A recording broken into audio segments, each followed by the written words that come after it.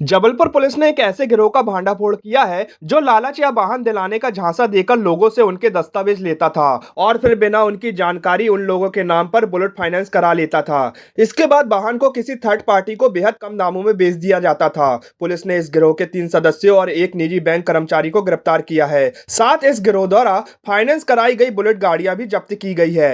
ओमती थाना निवासी गुल्लू, एबू और हैदर नाम के ये जालसाज लोगों को तरह तरह का झांसा देकर उनकी आईडी और दस्तावेज लेते थे। इसके बाद बिना उन लोगों को भनक लगे उनके नाम पर वाहन फाइनेंस कराने में एक निजी बैंक कर्मी आशुतोष झा अहम भूमिका निभाता था। वाहन फाइनेंस होने के बाद ये लोग उक्त वाहन को थर्ड पार्टी को बेच देते थे। वाहन के दस्तावेज मांगने पर ये उन खरीदारों को भी झांसा दे देते थे। पुलिस का कहना है कि जितने शातिर तरीके से इस गिरोह ने लोगों को ठगा है, ऐसे में पूरी संभावना है कि इन्होंने पहले भी धोखाधड़ी की होगी, जिसके लिए जालसाजी के अन्य केसों के संबंध में आरोपियों से पूछताछ की जाएगी।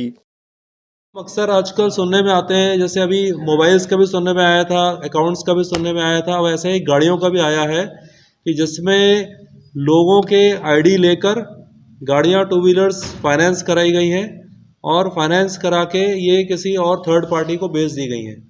तो ये इस तरह का गैंग एक गोमती थाने में ये पकड़ा गया है, जिसमें गुल्लू, हैदर, एबू ये 3 लोग हैं।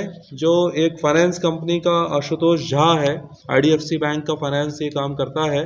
तो इसके द्वारा लोगों को लालच देकर या उनको गुमराह करके उनके दस्तावेज ले लिए जाते हैं कि आपके नाम हम गाड़ी फाइनेंस कर रहे हैं, लेकिन गाड़ी उनको डिलीवर नहीं करी जाती है और गाड़ी किसी और को सस्ती कीमत पर बेच दी जाती है। इस तरह से इन्होंने 11 गाड़ियाँ फाइनेंस कराकर और जिसके नाम फाइनेंस है उसको ना दे के अन्य लोगों को बेच दी है।